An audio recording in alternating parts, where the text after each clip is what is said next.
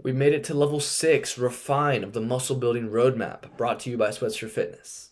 Now, because we've already graduated from level 5, which is personalization, we should know everything that we need to know when it comes to nutrition, when it comes to training structure, when it comes to recovery. However, we do need to refine the nitty-gritty parts of our programming, and what we're going to be talking about today is going to be mostly about macro cycles. So let's jump right into it. To start us off, our goal at this stage of level 6 needs to be dedicating yourself to fitness. We're in this for the long run. This is less about how can I get more jacked, how can I lose more body fat. We've already achieved those goals. We've already succeeded. Now we want to dedicate ourselves to having a healthier, fitness-focused lifestyle. Our support system at this stage is to build our own cycles with coaches' oversight. That being a cycle not of steroids, but of training, programming, nutrition, and recovery. So, what are some roadblocks that we might have with building our own cycle? Now, when it comes to periodized cycles, so bulking and cutting, we might be unsure when to switch phases. It's hard to know when the right time to move from bulking to or cutting or vice versa. Long-term planning feels overwhelming. Mapping out full training cycles leaves you second guessing everything. Training and nutrition don't align, you're cutting but training like you're bulking, or the other way around. You're reacting instead of programming, and you might be making changes on the fly without clear structure. A couple other things to watch out for is consistency feels repetitive. You're sticking to the plan, but it feels like you're planning and spinning your wheels. So, in other words, you might be getting analysis paralysis. Mid-phase motivation dips. You start questioning your progress and lose clarity partway through. So, meaning that you have the plan, you have the idea, but because your motivation is slipping, because we might be a little bit unsure of our future, our progress might slip and our motivation might dip with that. So, how do we fix this? So, in order to graduate, we need to create structured training blocks matched to your current goal. So, bulking, cutting, or recomposition. Cycle them with planned progression and recovery. This is where the logbook comes in. We're going to choose your current phase. So we're going to select a clear goal, whether it's a bulk or cut or recomp.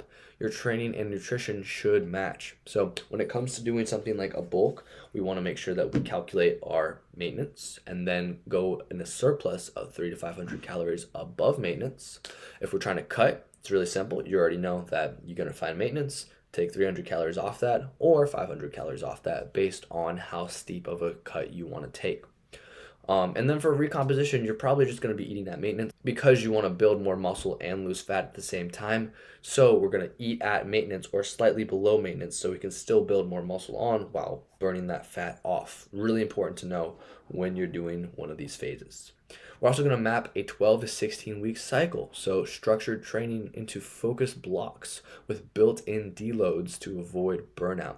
So when we're doing a big mesocycle like this, we're going to really want to focus on what our long-term goal is. Do we want to put on more muscle mass? Do we want to lose some body fat? Because summer might be coming up. At this stage of refinement, we have all the tools necessary. We know how to cut. We know how to bulk like we just explained up here. And it should be really simple for you to lock in, track your macros, and figure out what your nutrition should look like at this stage. It's just a matter of actually mapping it out, having an idea of your head, and then sticking to the plan that you've built. You already have done the heavy lifting when it comes to learning the knowledge behind all of this. Now it's just applying and refining what you've learned. We're also going to match volume and intensity to the phase. So align your reps, sets, and intensity based on whether you're bulking, cutting, or recomping. Now, that's kind of a controversial one right there. When it comes to aligning your sets and reps, depending on your phase, you can grow a ton of muscle with low weight, high volume, and you can grow a ton of muscle with high weight, low volume. It really comes down to your refined technique or how good you are at executing a certain movement, which is really why at this stage you should be more focused on building your technique up and really refining your technique in order to program the most effective workouts to be more efficient and the most effective when it comes to actually getting you closer to your goal of building muscle. So make sure that you have a really solid foundation of technique and how to execute every exercise within your program. We're also going to define success metrics for each phase. So measure what matters from strength and size to fat loss and energy levels. What that might look like is success might be losing 10 pounds, but still feeling high energy. Or we might gain a couple pounds, maybe 5, 6, 7 pounds, and put on maybe 2% body fat in a bulking phase and still get stronger while not losing our leanness. So it's really important to really define your metric and stick to that metric with whatever your goal is.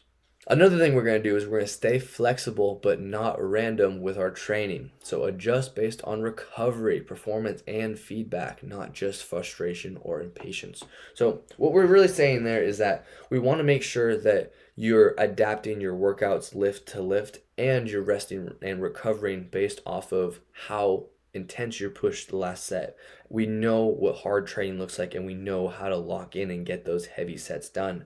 And that allows us to have more flexibility when it comes to our training structure. We already know at this point that as long as we're hitting each muscle group at least twice a week, we are going to get the most amount of gains possible. And doing lower volumes with high intensity, as well as hitting the muscle group more frequently throughout the week, has been proven to show more growth on a long-term basis. We know this to be true, and we can implement it into our training style where we need to. So that's why it's really important at this stage that we're not just being flexible, we're also adjusting based on how we feel and our intensity levels workout to workout. Now for our fitness focus, a couple roadblocks that we might run into are your focus keeps shifting between goals. So again, just like with the training structure, you're trying to grow, lean out, and perform better all at once. Again, we've refined everything down. We need to know how to take what we've learned and make it for ourselves. We need to put into practice everything that we've learned up to this point. So pick a goal, stick to the goal, and execute with full comprehension and intention. It's unclear which areas need the most attention, so you know something's lagging but you aren't sure where to start. So this is a common one with people that are hit that refined stage. You might think that you have a well-rounded physique leading up to this point, but then upon further notice you might overanalyze your physique, thinking that you might have weakening or lagging muscle groups, and this could be the case for many people. However, it's really important at this stage to be critical but not overcritical when assessing your own physique. Progress feels scattered, not strategic. You're doing the work but not driving a clear outcome. And to make matters worse, because you've been lifting for so long, it's going to be harder for you to see actual gains from the intensity that you're putting in. So it's really important to remember that just because you've been lifting for a long time doesn't mean that you've hit your natural ceiling yet. You can always see more improvement with your technique, with your nutrition, or with your sleep. And when you combine all three of those and you really refine how you attack each of those three goals, you're going to then get closer and closer and closer to your natty limit before achieving your final form. And last, you might be feeling busy but not productive. Training is consistent, but results feel inconsistent. This is exactly what I just mentioned. So we are training, since we've been training for such a long time and the growth has started to slow down, we might be training like we used to, or we might be even training with our personalized program, but it's not giving us the same results that we used to have. And that's really important to note that we're doing everything right, but it can be something as simple as and we're getting close to our final form. So make sure that you're aware of how long you've been lifting for when keeping this in mind. So in order to graduate, we're going to pick one clear phase focus. So select on a single specific goal. If your goal is symmetry, make sure that you're doing unilateral movements. If your focus is performance, athletics, or recomp, try to direct your training and nutrition to do so as well. We're also going to measure with precision, so replace the vague targets with measurable metrics like inches gained on your body or fat lost over time. It's really important to keep track of this stuff, even after we've refined the whole process and we know what's happening to our bodies. And last, we're going to audit your weak points. So identify imbalances or underdeveloped areas holding back your progress using targeted assessments. So we're going to really pay attention to the way we track and focus on bringing up those lagging muscle groups. Or if we have injuries that we've accumulated over the years, this is also going to be the stage to really refine our training to fix those imbalances and make our training the most efficient as possible. Now, for our nutrition at this stage, we're going to be mastering our flexible diet eating. So, we're going to be focusing on making sure that our diet is flexible so we can enjoy day to day lives, but maintaining a high amount of protein, high amount of carbs, and or based off of what your goals are, right? So maybe low carbs if you're trying to lose weight, lower fats if you're trying to lose weight, higher carbs, higher fats, whatever is going to get you over your maintenance in order to put on more muscle. Now, small nutrition mistakes now have visible consequences at this stage. A little off track feels like a big setback during cuts or performance phases. You're hitting macros, but you're unsure how they shift by phase. Bulking, cutting, recomp all blur together without a clear nutritional adjustment. Now, this last one really doesn't apply to us at this stage of refine, but the top one really does. When it comes to having little things that are going to set us back a long way, we're just refining our ability to get the amount of protein that we need, to get the amount of carbs that we need. And because we're still tracking using MyFitnessPal or whatever other app you wanted to use for free, you're going to have a better idea of what foods are high in protein, what foods are high in carbs, and what foods are going to be lower in saturated and unhealthy fats, but still maintaining your healthy fats, getting the avocados, avocado oil, and stuff like that. And you're going to be able to do this at this stage just because you've been doing this for so long. So it's really important that you don't get taken out by one of these little setbacks. If you went overeating, if you went undereating, you know how to recomp and you know how to fix your mistakes because we've refined our knowledge. So again, other things we might be focusing on is timing might feel more important but harder to control. So nutrition timing matters, but life makes it hard to execute perfectly. And to that, I really say it doesn't really matter. Since we've been doing this for so long, our body is getting closer and closer to the physique that we want, and we know what foods are going to help get us there. As long as you're getting your macros by the end of the day and you're not too worried about going over on your fats, going over on your carbs, and you're still hitting your protein goals, you're going to hit whatever your nutrition goal is, whether you're trying to be in a deficit, whether you're trying to be in a surplus. As long as you hit your macros throughout the day and you're not stuffing yourself right before bed, you're going to see progress. You're going to make the results that you want to see. Tracking is happening, but analysis is missing. You're logging the data, but not extracting insights that guide your next steps. Now, this is if you've kind of, hit one of those roadblocks of your nutrition. You've been doing this for so long that it kind of gets tedious and boring. You've been doing this for so long that it's come to the point where you don't really want to keep tracking. You know what you're putting in your body, and it's something that's kind of a task. Again, just like how it was when we started this whole journey. But it's really important to know that we need to match your phase with your nutrition plan. This is how we graduate, guys. Align your calories and macro targets with your current goal. So if your goal is to bulk, cut, or recomp, you know what to do. Trying to bulk, increase calories above maintenance. If you're trying to cut, decrease calories below maintenance. If you're trying to maintain, that's right, maintain your calories, but make sure you have a high amount of protein so that way you can still maintain building, if not maintaining your muscle mass.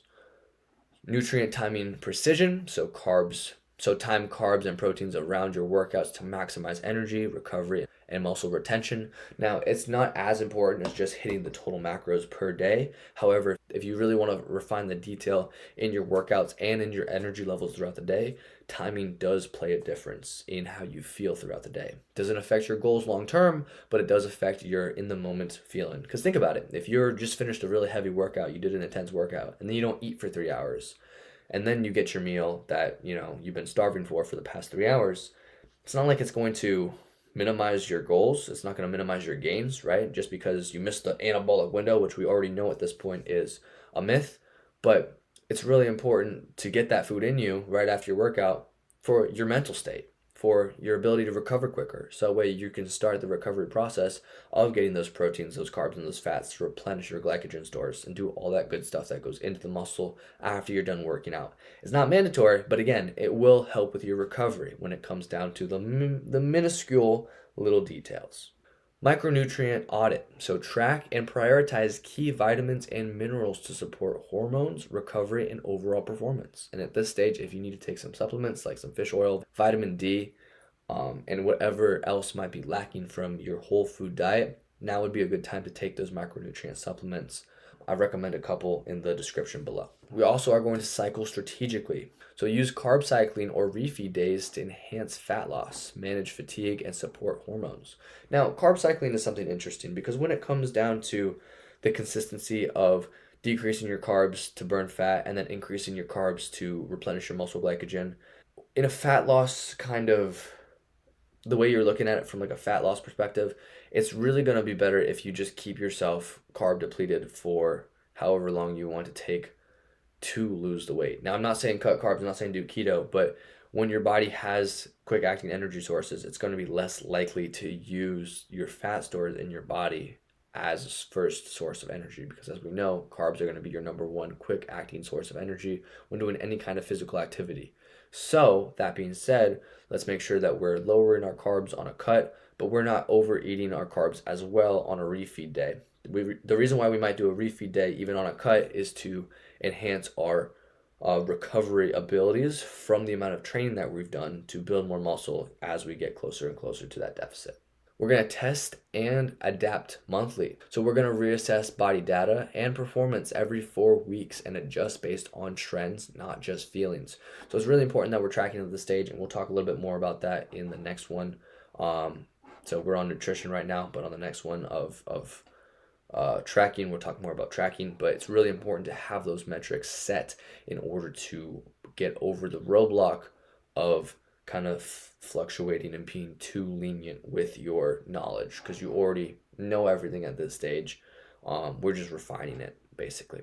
We're also going to refine our meal prep system. So streamline your prep with meals that match your phase goals and rotate monthly to prevent burnout. So it's really important that you're not eating the same foods every single day over and over again, unless you're prepping for a show of like bodybuilding or powerlifting. And even if you are powerlifting, you're still a lot more lenient with the nutritional side of things. But when it comes to bodybuilding, it's really important to streamline your meal prep, which is going to be the next step. Once you've refined your program, you're going to be ready to do some other crazy things. If you want to become a personal trainer, then it would be the time to do so. I'm getting ahead of myself. Let's move on to recovery. So deload weeks, massages, active deloads. Why are they being a roadblock? This is something we know already. Look at this dude. He's sleeping. He's got muscles. He's sleeping with a dumbbell. That's so cute. This is a live representation of myself. So basic recovery habits no longer feel like enough. You're sleeping well, but you're waking up sore and under recovered. There's a couple things we can do to fix that. Intensity is rising, but recovery hasn't caught up yet. This might be one of the leading causes to that last one. You're lifting heavier or training longer, but not adjusting how you recover. Recovery gaps are starting to impact performance. Progress stalls, energy dips, or motivation drops are creeping in more often. So, how do we fix all these things? Oh, nope, just kidding. I got one more for you. You're not tracking how well you're actually recovering. You go by feel, but lack of data to know if the system is working. Now that we know everything that could be holding us back, what do we do to fix it? Let me give it to you straight. If our intensity is raising but our recovery hasn't caught up yet, we simply need to dial back our intensity. Now, not the intensity in the amount of force production we're actually putting into each movement, into each lift when we're actually under the weights. What I'm talking about with intensity is we're going to bring back the amount of reps and sets that we're doing. So we're going to tone down our volume a little bit so our body can have more time to catch up. Now, as we know, when it comes to recovery and stimulus for growth, it's really important to stimulate growth through really, really intense exercise.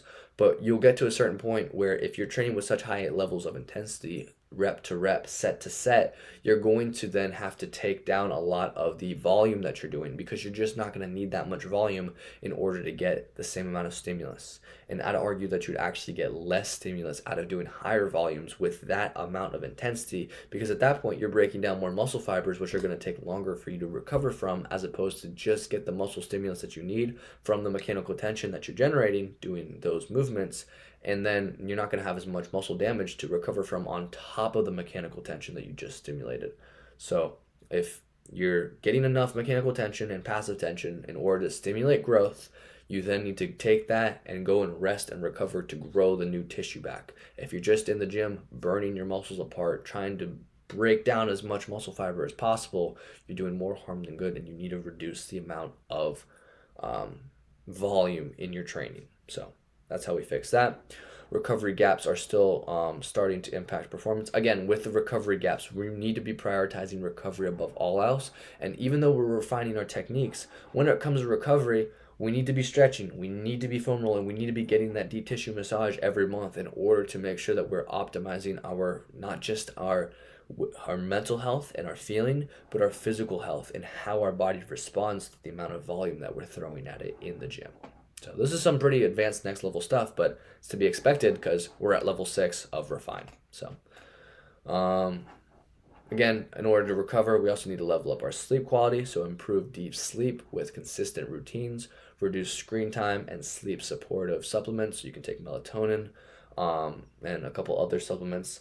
You can also do red light blocking. Was it red light? You can also do blue light blocking glasses before bed. So if you have to be on your phone or you have to be on a screen before anywhere up to an hour before you go to sleep. So it's really important to be supporting our recovery nutritionally as well. So making sure that we have nice yummy carbs if we're trying to put on more muscle mass is going to help us grow and recover, because carbs are going to be an energy source. Our body needs energy when we're recovering. The reason why your BMR is raised when you have more muscle tissue is because it takes more energy to maintain the amount of muscle you have on your body. That's why your basal metabolic rate goes up the more muscle tissue you have. That's why your resting metabolism, I hate the word metabolism, but that's why your resting metabolism goes up when you have more muscle mass. That's why bodybuilders that are 240 pounds on stage lean need to be still consuming a high amount of calories, even on a cut, to support the amount of muscle that they have in their frame so they don't lose all the muscle that they just gained to be performing at such a high octane level. It's really important to make sure that you are getting enough food in your system to recover properly. Now, it's really also important to notice that when we are in a bulking phase, having a higher amount of carbs is going to help us put on more weight in the short term, because we're going to also store a lot more water from those carbs, but we're also going to be replenishing our glycogen stores with inside our muscle, which is going to give us more quick acting energy through our workouts, increasing our intensity levels and allowing us to have better recovery even after we're done working out. So it's really important to nourish your body with the good food after you've done your lift and before you go to bed. We're also going to incorporate recovery tools strategically. So use tools like foam rollers, cold plunges, and showers to accelerate muscle recovery and reduce fatigue. All those really do is promote and reduce blood flow. We need blood flow in order to recover our muscles. And the foam roller is cool because it also does myofascial release techniques, which is going to allow you to relax your muscle tissue and be able to become more flexible, and in doing so helps more blood flow get to the muscle. And with more blood flow, more metabolites flush in, more food, more oxygen from the blood helps you recover the muscle faster. We know this because we're at level 6. We've already refined this. We've already personalized this. We know all this. We just need to actually start doing this at this stage. What are some mistakes we might be making with our tracking and tools? So at this stage, logging without learning from our data is a common thing because you've just been logging for so long as you get tired of it, right? Using the same metrics regardless of bulking, cutting, or recomping. You should be using the same metrics of bulking, cutting, or recomping. That's not really a roadblock. Only making changes after problems arise. That is something that a lot of people run into. They'll be like, oh man, I got fat. I already knew how to do everything, but life got the best of me. Be proactive as opposed to react. We might be wasting time manually inputting repetitive info. So we could be doing a lot of tracking over and over and over again with long form styles of tracking that we could still simplify. Like if you're still using like spreadsheets and like visual boards. We might be skipping reflections, leading to missed trends. So if you missed your trend, if you've kind of been on the down curve and you haven't been paying attention to what you've been tracking, even though you have been tracking, it's still not going to be good for you, right? Tracking without knowing what success looks like. Now, we know what success looks like, or maybe we don't know what success looks like, and that's actually really important to know at this stage with the roadblock. If you don't have a set goal of what fitness looks like for you and what this looks like in the long term, maybe you want to compete in a bodybuilding show. Maybe you want to go ahead and become a personal trainer. You need to have that goal clear in your mind in order to track and progress towards that goal and refine to get to it. So in order to graduate, we need to upgrade our weekly review systems. Review trends weekly to make informed, data-backed adjustments. So at this stage, you can be doing this yourself. This is something a personal trainer would do for you, but we're refining our own system. We're the professional now. We know how to do this. We're going to create a bulk/cut dashboard. So centralize all your metrics to visualize and track progress clearly. So we're going to have one space where we're going to be tracking our bulks and our cuts.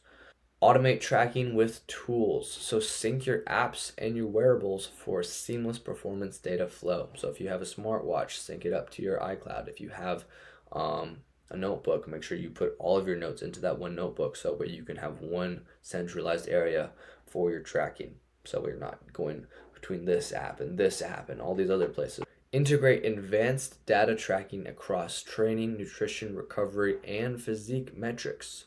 Learn to spot trends, make weekly data-driven decisions, and fine-tune your bulk or cut based on what the numbers tell you. So make sure that you're really dialing in everything, especially since we're refining our training and really becoming the own boss of our bodies. This is going to be so crucial when it comes to taking full control of our training and not really being so dependent on a personal trainer. We're also going to build feedback loops, so use consistent trends to guide smart, emotion-free changes. So maybe you might emotionally feel like, hey man, this phase is kind of dragging on for too long, but I'm still seeing progress. But man, summer's coming up. I wish I could shred down and look lean again.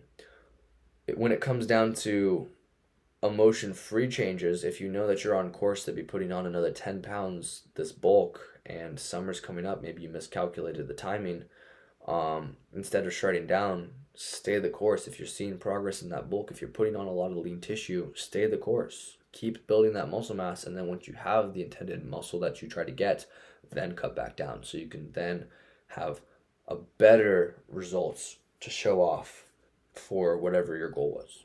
We're also going to set micro milestones, triggers. So check progress every few weeks to recalibrate and stay on course. So this is very simple. It's something we did even back as soon as step 1 or 2. And this, again, is just going to keep us consistent with our program, with our training, and making it more of a lifestyle choice. So micro milestones, celebrate those little wins. Hey man, I got up today. That's fantastic. Sometimes mental health really comes into this as well when it comes to your tracking and tools, how you feel.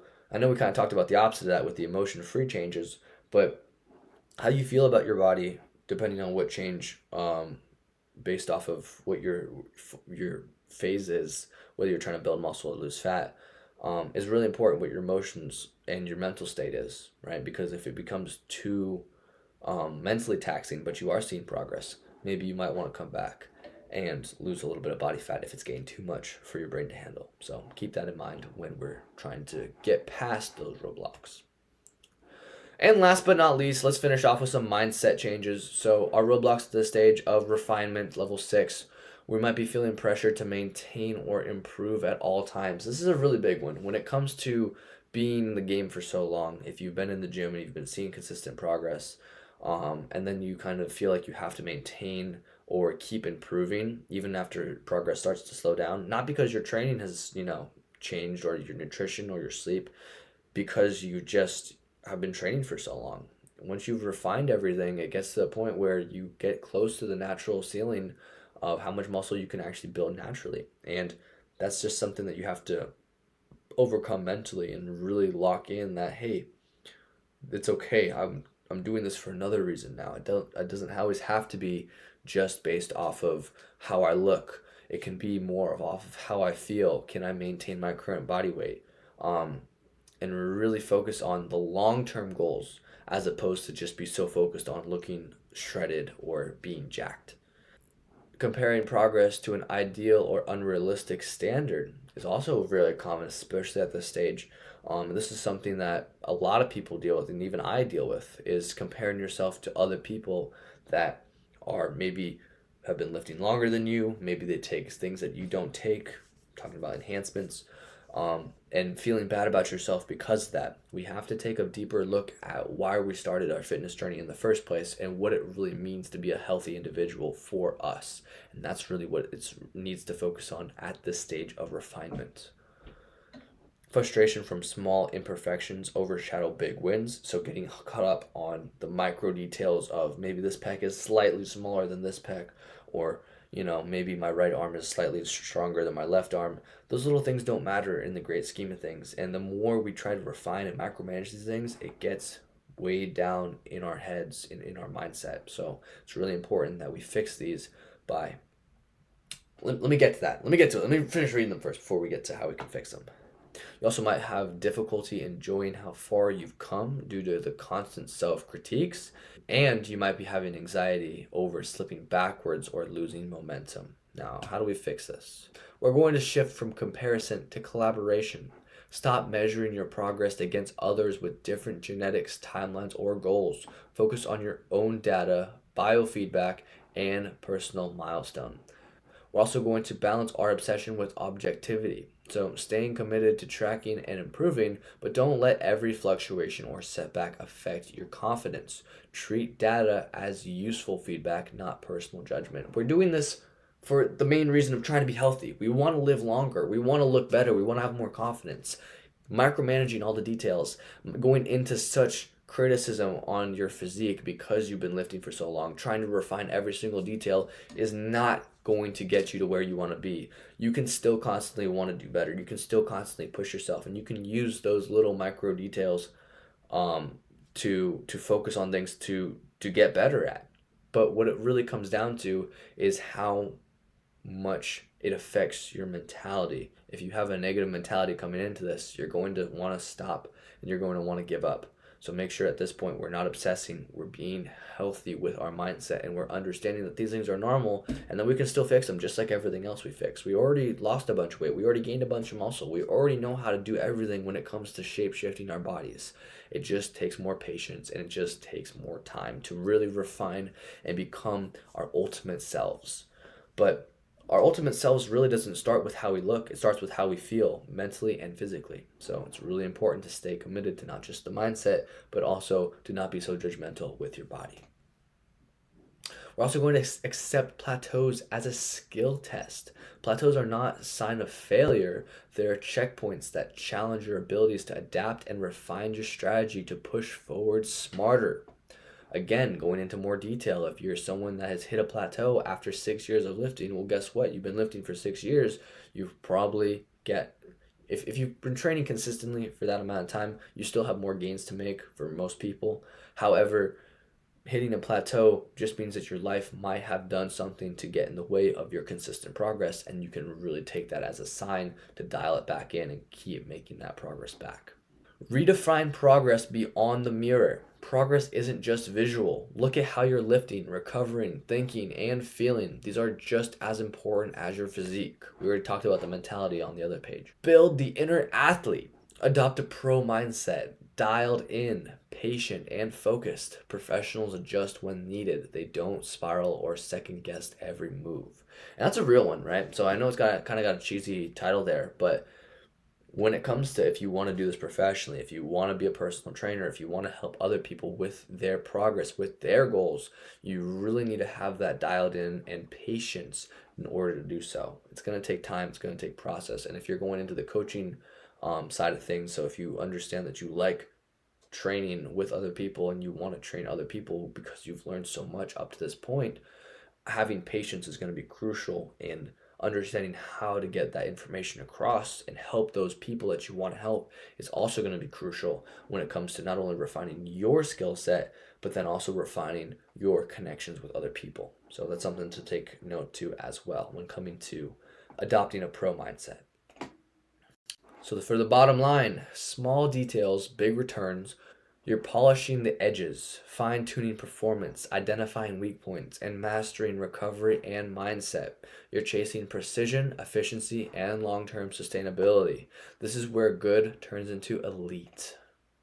And that's it. Woo! Woo! My screen is lagging. But you get the point. We did it. We got through the muscle building roadmap. We achieved our success. We know how to not only change and shapeshift our body into any form that we want, but we also know how to come back from the brink of maybe being obese, maybe losing a ton of weight, maybe being sick.